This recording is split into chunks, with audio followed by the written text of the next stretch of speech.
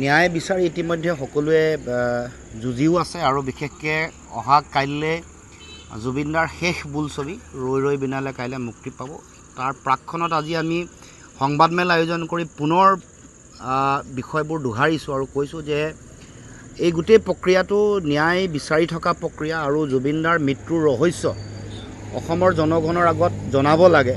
ইয়াৰ লগত কোন জড়িত হৈ আছিলে আৰু মৃত্যুৰ কাৰণ কি আৰু কোনে হত্যা কৰিলে নতুবা কাৰ কাৰণে এই মৃত্যুৰ মুখলৈ যাব লগা পৰিৱেশ হ'ল সেইটো কথা জনাৰ অসমৰ ৰাইজৰ অধিকাৰ আছে আৰু সেইকাৰণে আৰম্ভণিৰে পৰা আমি সকলোৱে এই বিষয়টো আমি উত্থাপন কৰি আহিছোঁ আৰু গোটেই প্ৰক্ৰিয়াটো আমি যেতিয়া আগবাঢ়িছে আমি দেখিছোঁ যে বহু ধৰণৰ কথা মুখ্যমন্ত্ৰীৰ কথাবোৰৰ মাজত তফাত আছে।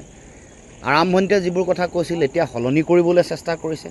এই যিটো এদিন যদি হত্যা কৰা বুলি কৈছে, এদিন কোনোবাই বিষ দিয়া বুলি কৈছে, ক'ৰবাত আত্মহত্যা কৰা বুলি এটা পৰিৱেশলৈ লৈ যাব খুজিছে, এই গোটেই কথা বতৰাবোৰৰ মাজত জনগণ বিভ্ৰান্ত হৈছে আৰু চাৰ্জশ্বিট দিয়াৰ পিছতে মুখ্যমন্ত্ৰী ৰাজপথলৈ যাম বুলি কোৱা কথাটোৱে গোটেই ন্যায় প্ৰক্ৰিয়াটোত মুখ্যমন্ত্ৰীৰো আচলতে সন্দেহ আছে নেকি?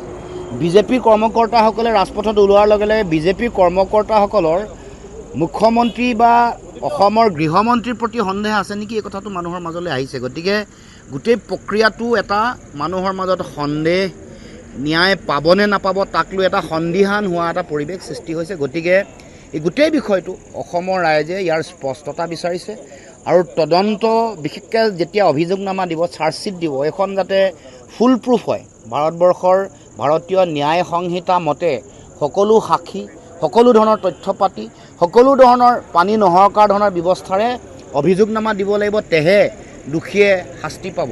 গতিকে আমি এই বিষয়ত পৰৱৰ্তী দিনত আমাৰ ফালৰ পৰা নজৰ ৰাখিম আৰু আমিও অসমৰ ৰাইজৰ সহযোগত ন্যায় প্ৰতিষ্ঠাৰ কাৰণে আমাৰ যি সংগ্ৰাম বা যাত্ৰা, এই যাত্ৰা অব্যাহত থাকিব। ৰৈ ৰৈ বিনালেত GST ফ্ৰী হ'ব লাগে, সেই হিচাপত কি ক'ব আপোনাক? ৰৈ ৰৈ বিনালেত আমি কৰ মুক্ত হ'বৰ কাৰণে আমি দাবী উত্থাপন কৰিছোঁ। ইতিমধ্যে কৈছে যে কৰটো লোৱাৰ পিছতো তেওঁলোকে কলাগুৰু ফাউণ্ডেশ্যনত দিব। এইটোও স্পষ্ট হ'ব লাগে, সকলো পইচা দিব লাগে, নহ'লে কেতিয়াবা এনেকুৱা বক্তব্য, ৰাজহুৱা বক্তব্য আহে কিন্তু কাৰ্যত একো কাম নহয়। সেইকাৰণে টেক্স ফ্ৰী কৰিবলৈ আমি ডিমাণ্ড কৰিছিলোঁ। দ্বিতীয়তে ৰৈ ৰৈ বিনালে চাবলৈ, যেনেকৈ কাশ্মীৰ ফাইলছ চাবলৈ মুখ্যমন্ত্ৰীয়ে নিজে গৈছিলে, উদ্যোগ লৈছিলে, প্ৰথম শ্ব' চাইছিলে, এতিয়াও আমি আহ্বান কৰিছোঁ কাইলৈ মুখ্যমন্ত্ৰীৰ লগত থকা মন্ত্ৰী, কেবিনেটৰ আৰু বিধায়ক সকলোকে লৈ মুখ্যমন্ত্ৰীয়ে ফাৰ্ষ্ট শ্ব'টো, প্ৰথম শ্ব'টো চাব লাগে আৰু চৰকাৰীভাৱে বন্ধৰ দিন ঘোষণা কৰিব লাগে।